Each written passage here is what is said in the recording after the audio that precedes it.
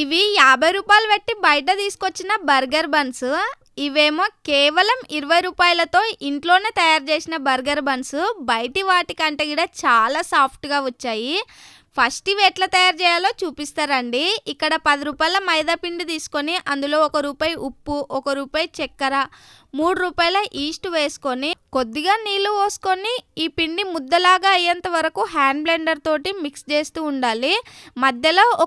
5 నూనె వేసి మళ్ళీ మిక్స్ చేస్తే పిండి ఈ విధంగా ముద్దలాగా అవుతుంది. ఇప్పుడు దీన్ని కవర్ చేసి 30 మినిట్స్ రెస్ట్ ఇవ్వాలి. పిండి ఈ విధంగా పొంగిన తర్వాత ఇందులో ఉన్న ఎయిర్ అంతా తీసేసి దీన్ని మనకు ఎంత సైజు బన్ కావాలో అంత సైజు ముక్కలుగా కట్ చేసుకొని బన్ షేప్లోకి చేసుకోవాలి.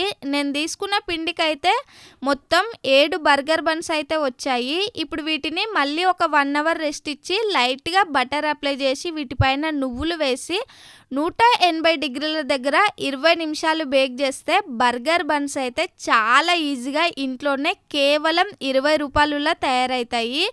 ఈ వీడియో మీకు నచ్చిందా? నచ్చితే తప్పకుండా లైక్ కొట్టి మన ఛానల్ని సబ్స్క్రైబ్ చేసుకొని వెళ్ళండి.